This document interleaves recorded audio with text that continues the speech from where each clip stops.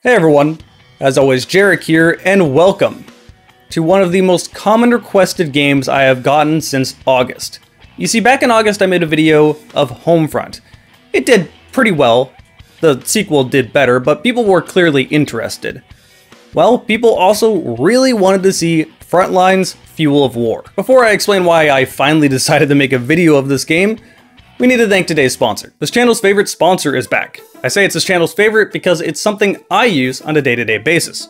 Opera GX, the first browser aimed at gamers. It's also free. Check that link down below in the video information if you want to try it out yourself. Now, being aimed at gamers can mean a lot of different things, but in this case with Opera GX, it means having a bunch of useful features that I use. My personal favorite is the Twitch integration, which tells you right on the side of your browser who is streaming at any given moment. You don't even need to have Twitch open, nor do you have to rely on their finicky notifications, which oftentimes don't get sent out so you don't know that someone is streaming. More often than not, I will open my browser to grab something from an old video while I'm editing and find one of my friends streaming and then find myself at their stream for the next 2 hours. Oops. Probably is a little bit too convenient. But hey, there's a bunch of different integrations here. Discord, Facebook. If a messenger exists, it probably has an integration into Opera GX. Up here in the top left is the GX Corner. This will tell you if there are current deals going on, if there are free games being released, news for new games coming out, and this is true for all platforms. You don't have to be a PC gamer for this side of it. On the left, you have GX Control. This gives you access to the Hot Tabs Killer, Bandwidth Limiter, CPU Limiter, and RAM Limiter. This is particularly useful if you want to stream while having your browser open, but don't want to deal with Chrome eating all your RAM. Opera GX also gives you a lot of customization as to how your browser can look. As a reminder, black and red is the optimal color scheme. I'm not biased. And last but not least is the Force Dark Pages option, which does exactly what it sounds like. If you use light mode on the internet, you are an evil human being using the internet wrong. But Opera GX can fix that, so if you want to try it out, check that link down below in the video information. It is free. Once again, a big thanks goes to Opera GX for sponsoring this channel. So why did I decide to cover Frontline Fuels of War? Well, to be honest, the entire reason is because I've been on a little bit of a Battlefield kick as of late. I've always loved Battlefield, but I took a little bit of a break from it. Not sure why, I just hadn't played it for a long while. I got the urge to play some Battlefield 3, and now all I've been doing is playing Battlefield 3 and Battlefield 1 when I'm not streaming. Maybe I'll do a special sub Battlefield 3 stream day on a Saturday or something. How are you alive? Wow. Oh, I need ammo. That's a problem. I only have 2 bullets.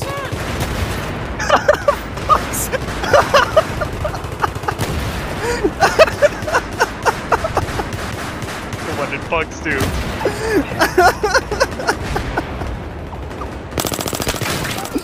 Oh my god. Anyway, this is relevant because Frontline Fuels of War is very much so a Battlefield-like. It wants to be Battlefield. At least when it comes to the multiplayer, which I unfortunately cannot cover. You see, the multiplayer servers got shut down a long time ago, so there's not really any way to play it other than LAN. And from what I've seen, it really is just more Battlefield, which is fine. A lot of people will see that as a negative thing because they're quote-unquote ripping off another game, but it's inspiration for their own game. Of course, they're never going to be Battlefield itself, but I mean, who cares? It's not like people haven't heard of Battlefield, they're doing fine. The multiplayer servers got shut down because both the developer and publisher went out of business, which is pretty sad. The developer was Chaos Studios, the same developer that made the original Homefront. The publisher is more sad though. The publisher was THQ. In a way, you really can look at this game as the spiritual prequel to Homefront 1. From what I gather, the multiplayer is pretty good, but I obviously can't talk about that here, so I'm just going to be talking about the fairly brief single-player campaign. Thankfully, this game is very easy to get running on modern PCs. You can buy it for $20 on Steam, and it works perfectly fine. There was only 2 changes I needed to do. The first one was disabling mouse smoothing, which wasn't an option in-game. Aim acceleration is not acceptable today, and it wasn't acceptable back then either. Turning it off is easy though, you just have to change something from true to false in an ini file. The other thing I changed is changing my FOV, which is as easy as enabling the console in an ini file and then just changing it in-game to whatever you want. It's so easy to change these 2 issues that it's really a non-issue. The game works perfectly fine on PC. Not a single crash, very smooth, and changing your FOV doesn't even break any animations or anything. Judging an older game's graphics is always going to be somewhat difficult. Of course it looks bad by today's standards, this game came out in 2008. So the easiest way to do this is to compare this game's graphics to other first-person shooters that also came out in 2008. Some games that came out were Left 4 Dead, Resistance 2, the Turok reboot, Rainbow Six Vegas 2, Call of Duty World at War, Stalker Clear Sky, Battlefield Bad Company, and Far Cry 2. This This game sits almost right in the middle of all of those games graphically. It doesn't look as bad as Rainbow Six Vegas 2, but it doesn't look as good as Far Cry 2 or Bad Company. That said, that's not really a bad thing, it just means this game's graphics are kind of the status quo for 2008. There's nothing here that really stands out visually as terribly bad or really fantastic. There's also nothing here that will be jarring or break your immersion. Again, this is fine, it's perfectly adequate. But there is one thing that stood out to me when it came to this game, and that's the audio. They definitely wanted to replicate Battlefield's audio. Weapons sound fantastic in this game. They capture that loud crack that guns have when you fire them. And there's enough going on the screen to have your audio just be completely overwhelmed by the game. You know that feeling when you're playing Battlefield and there are tanks blowing up to your right and jets flying down from above for seemingly no reason? It feels like that a lot of the time in this game.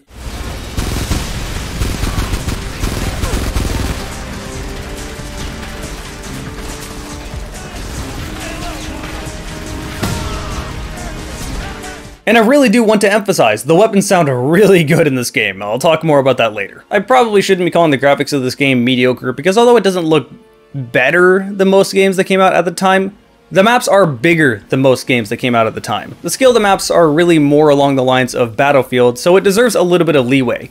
For the size of the maps, it does look above average compared to shooters of its time. But again, we're looking at this in hindsight. In 2021, you're just not going to notice that. Next up is the story, and it is probably the most interesting and least interesting thing at the same time. Frontline Fuel of War takes place in 2024.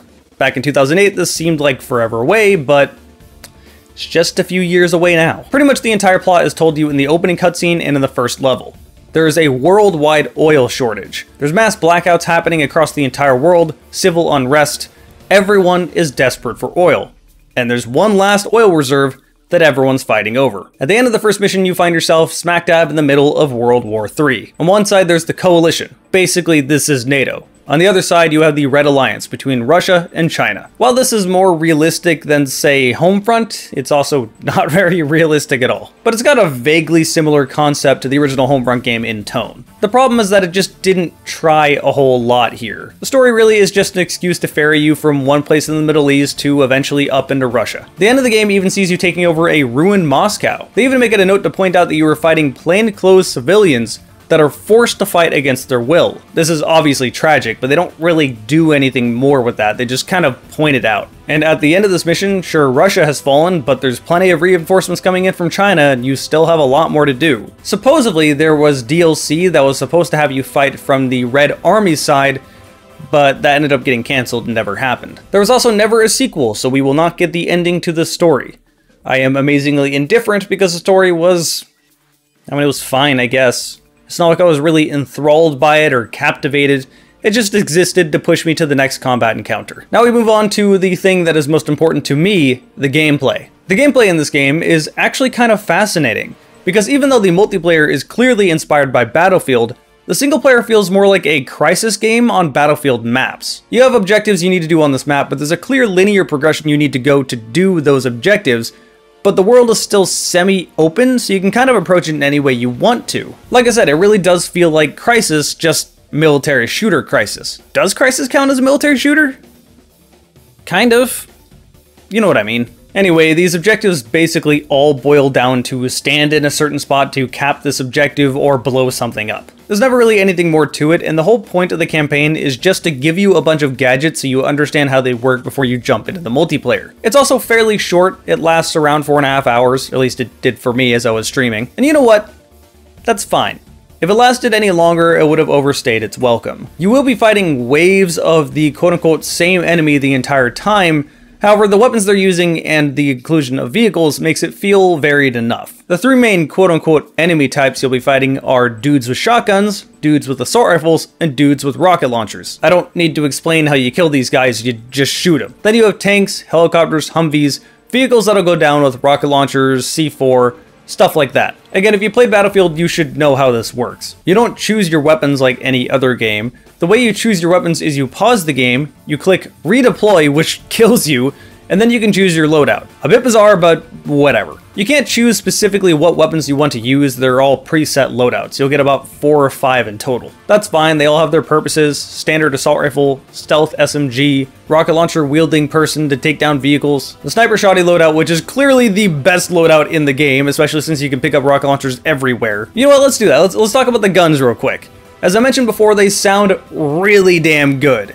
But the result is also equally satisfying. At first I was a bit confused because my goodness, this seems so inaccurate, what the hell? I eventually realized that the longer you aim, the tighter your crosshair gets, and the more accurate your shots will be. The game starting you with an XM8 doesn't help in you figuring it out because it's probably the least accurate gun in the game. But if you're doing this, you can still pick enemies off. I think its accuracy is supposed to balance the grenade launcher, which is far more effective than the gun itself. The best guns in the game are probably in the SMG loadout. By default, they have the least amount of spread and get the most accurate fastest. You can really plink off headshots with this thing, it is super easy to use. But the loadout I really want to talk about is the sniper shotty loadout. A sniper is going to be incredibly useful in a game like this for reasons I don't even need to explain. Enemies go down in 2 shots or 1 to the head. The sniper is semi-automatic and can hit people at incredibly long ranges. It's also very deadly when it's in an enemy's hands because it only takes 2 shots for them to kill you as well. But the main highlight is the shotgun that I affectionately started referring to as the automatic war crime.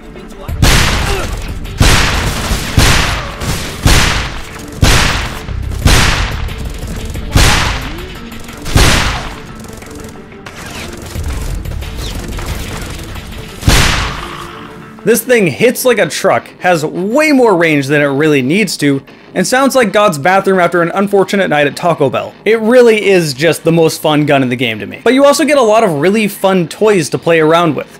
Those are the gadgets that you can pick up around the maps. These will vary from an incredibly overpowered drone, an explosive RC car designed to take down tanks, or an RC helicopter that can kill real helicopters. Oh, the bloom. I got it! Great success! Fuck your tiny little helicopter. Mine's even smaller. Needless to say, the game isn't necessarily deep, but it has a lot of fun toys and good guns to play around with. My only real complaint is that you can't use the enemy team's guns. Why? Why can't I pick them up off the ground? Why can't I use them in my loadouts? That's some bullshit. Once I beat the game, I launched a LAN server, and they really are just the same weapons but with different skins and reload animations, but still, I would like more variety. The most interesting difference I saw is that the shotgun on the Red Alliance side is pump action, even though it looks like a Saiga. Regardless, the firing speed is the same for both. You can't really spam either of them. You've probably noticed that I haven't talked about any specific levels, and that's because they're all more or less the same but in different environments. Count this objective, blow this stuff up, rinse and repeat. That is with the exception of one level. One absurd, ridiculous level that I need to talk about. This level literally starts with you getting nuked. You'd assume you're all going to die. I mean, it's a nuke, right? No, you get into your tank and fight Russian tanks. Why are they still there? You're getting nuked. But that's not enough. No, a second nuke has to go off. Shoot. Oh my god. Another fucking... Oh my God! That nuke is from the 127th Armor Company! Those bastards are pretty scared of us. All while this is happening, you can't get out of your tank because there's too much radiation. Because that's totally how that works. Anyway, after you destroy all of these tanks, you can now get out of your tank now. The radiation has subsided.